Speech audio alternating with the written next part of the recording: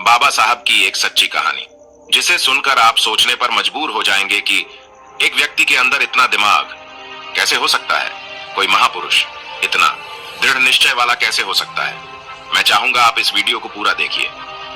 जब बाबा साहब पहली बार लंदन से बैरिस्टर बनकर भारत वापस लौटे, जब उन्होंने कोर्ट के अंदर, कचहरी के अंदर कदम रखा, तो कोर्ट के अंदर जीतने भी वकील थे सबने बाबा साहब को देखकर, जो महार जाति का व्यक्ति।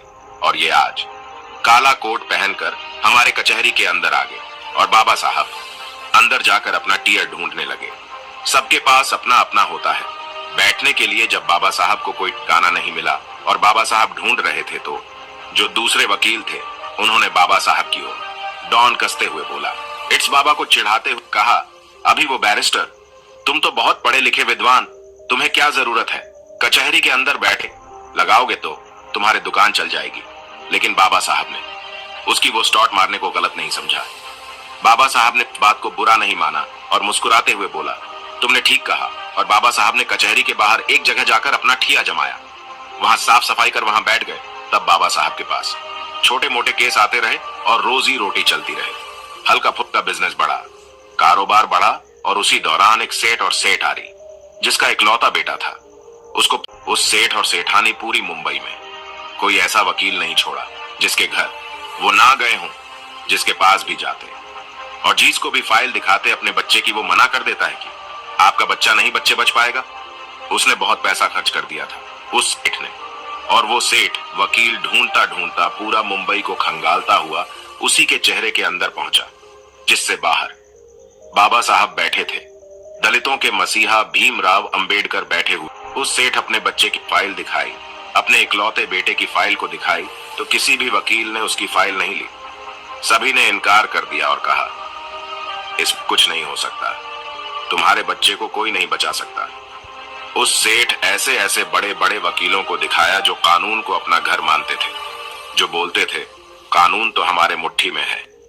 ऐसे ऐसे वकीलों को फाइल दिखाई, लेकिन सबने फाइल देखकर इनकार कर दिया और उस चेहरे के अंदर से टोन कसते हुए बोला, अरे सेठ, तुम्हारा केस वह लड़ेगा जो बाहर बैठा हुआ है, महार जाति का व्यक्ति।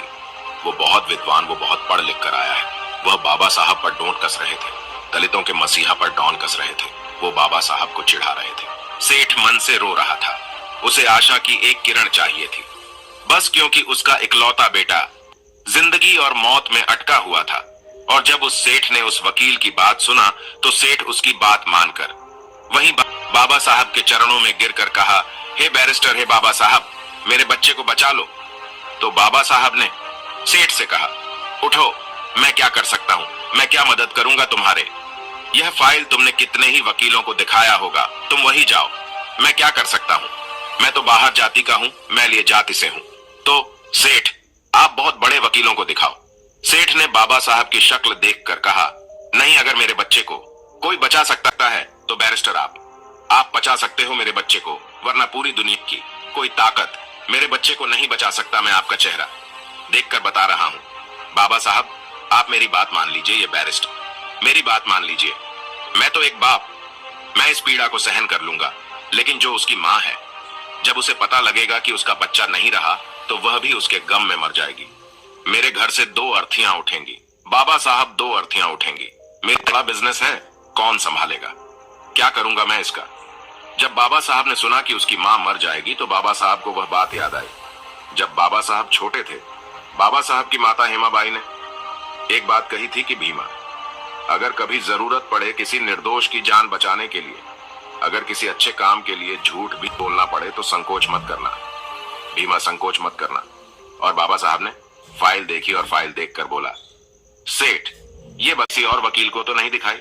सेठ ने बोला, हे बैरिस्टर, ये फाइल दिखाई नहीं। मैंने इस फाइल पे इतना पट खर्च किया कि किसी की आने वाले 3 पीढ़ियां भी कम आ नहीं सकती, जितना मैंने इस फाइल पर खर्च कर दिया है। बस आप मेरे बच्चे को बचा लीजिए।